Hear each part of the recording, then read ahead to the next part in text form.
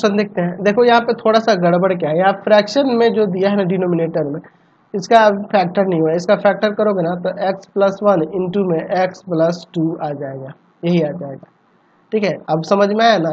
चलिए अब इसको क्या करेंगे, तो लेट 2x बटा में x+1 इंटू में x+2 बराबर में a बटा x+1 और प्लस b बटा x+2, यही ना हो जाएगा। चलिए 2x बटा में x+1 इंटू में x+2 बराबर में, इधर एलसीएम ले लेते हैं। ठीक है, तो इधर एलसीएम लेंगे x+1 और इंटू में x+2। यहाँ अब देखो, यहाँ इसमें से डिवाइड करेंगे, यह जाके ऊपर गुना करेगा a इंटू x+2 प्लस इसमें डिवाइड करेंगे x+1 जाके इंटू करेगा x+1, ये आपका कट जाएगा। 2x बराबर में a इंटू x+2 और प्लस b इंटू x+1।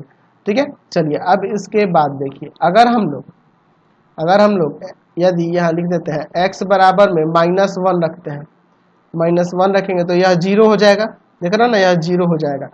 यहाँ -1 रखेंगे, घटेगा आपका a प्लस का 1, a आ जाएगा। तो a बराबर में यहाँ -1 रखेंगे तो -2, यानी कि a का वैल्यू -2 हो जाएगा। अगर यदि मैं यहाँ पर x के जगह पर -2 रख दूँ तो ये 0 हो जाएगा। -2 रखते हैं, इधर -b आ जाएगा और इधर -4 आ जाएगा, यानी कि b बराबर में आपका 4 आ जाएगा। b के बराबर क्या आ जाएगा, आपका वैल्यू 4 आ जाएगा। समझ रहे हैं ना। तो अब हमें इसका इंटीग्रेशन करना था ना, तो इंटीग्रेशन कर देते हैं।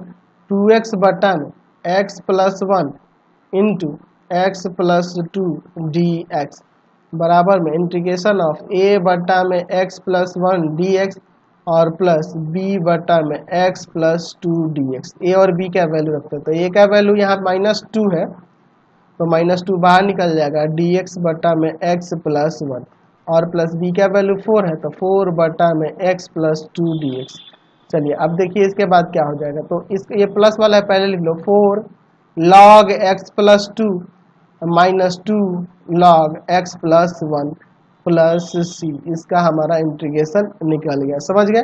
चलते हैं अगले क्वेश्चन पे। चलिए